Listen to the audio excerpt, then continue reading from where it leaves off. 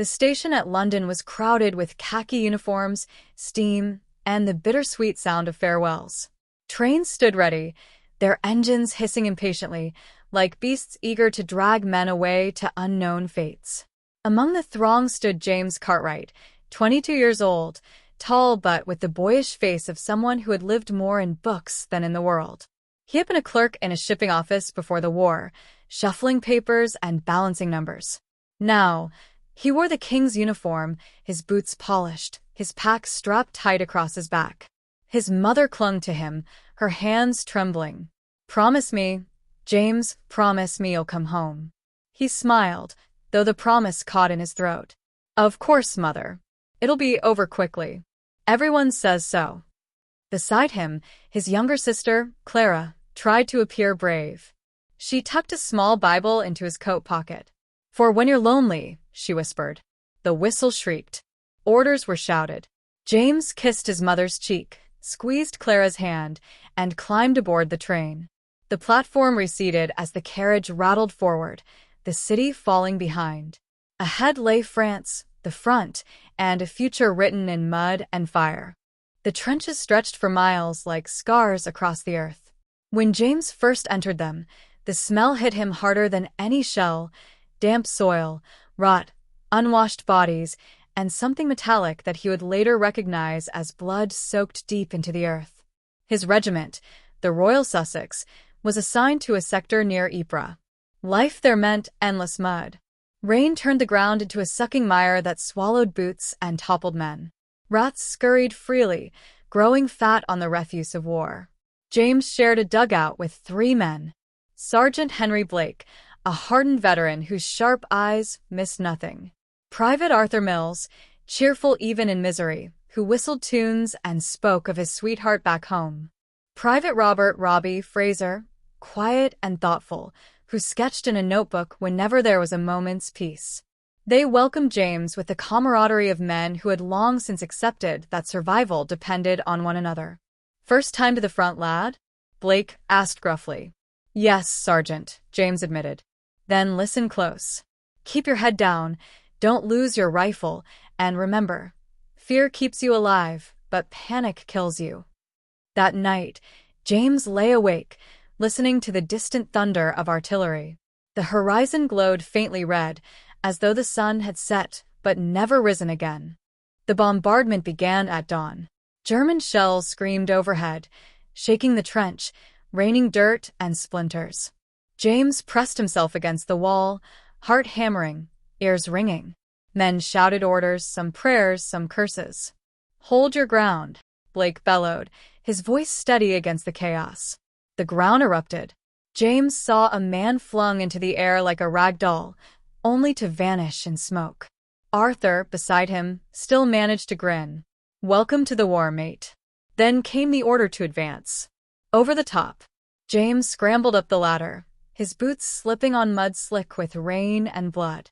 He hauled himself over the parapet into no man's land. The world became noise and fire. Machine guns rattled. Men fell. Barbed wire caught uniforms, tore flesh.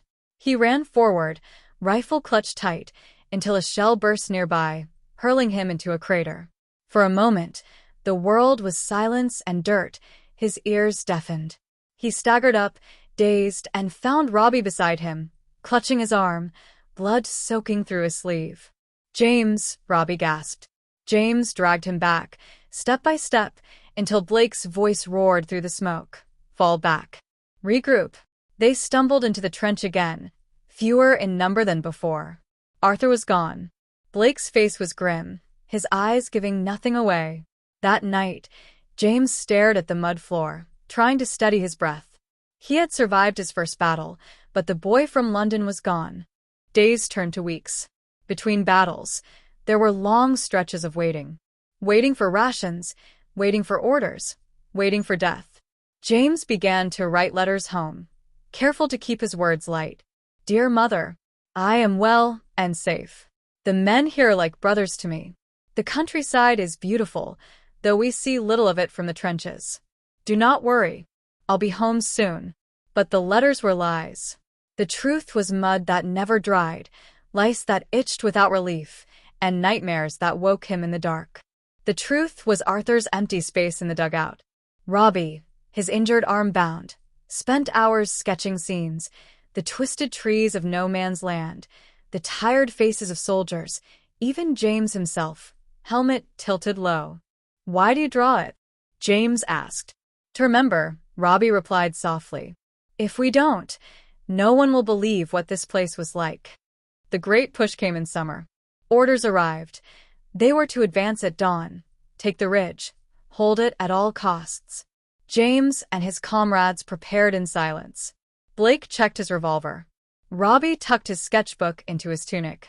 James fingered Clara's Bible, its pages worn already from nervous handling. The whistle blew. Once more, they went over the top. The field was a furnace. Shells churned the ground, turning soil into fire and ash. Men ran, stumbled, fell. James pressed forward, blind with fear and determination. He saw Robbie fall, hit in the chest, his sketchbook tumbling into the mud. He reached him, tried to pull him up, but Robbie shook his head. "Go," he whispered, blood on his lips. "Live." James hesitated only a moment before obeying. He ran, each step heavier than the last, as though the earth itself tried to drag him down. By nightfall, the ridge was theirs. But at what cost? Of the company that had marched out, only a fraction remained. Blake's arm was shattered. Robbie was gone. The sketchbook lay somewhere in the mud, lost forever. Months passed. Victories were claimed in newspapers, but in the trenches they felt hollow. Each gained yard was paid for with lives. James no longer wrote cheerful letters. Instead, his words grew simple. "Dear Mother, I am alive. That is enough." One cold morning, Sergeant Blake, his face gaunt, clapped James on the shoulder. "You've done well, lad. You've become a soldier." But James didn't feel like one.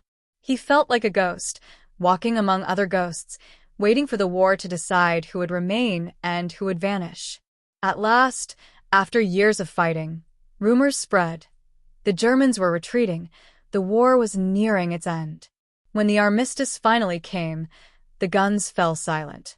Men cheered, wept, embraced. James sat quietly in the trench, staring at the horizon. The silence was deafening.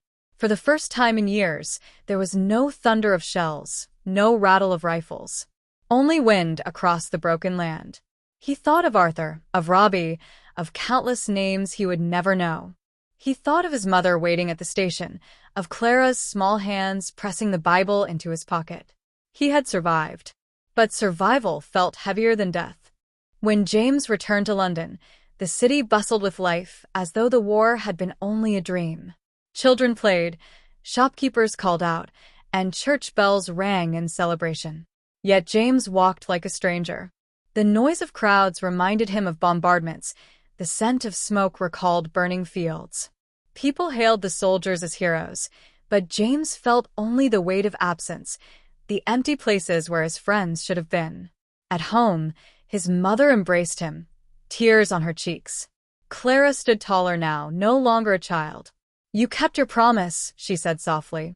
James forced a smile, but his eyes wandered to the horizon. He had returned, yes. But part of him would always remain in the trenches, among the ashes of the horizon, where silence and memory lived on forever.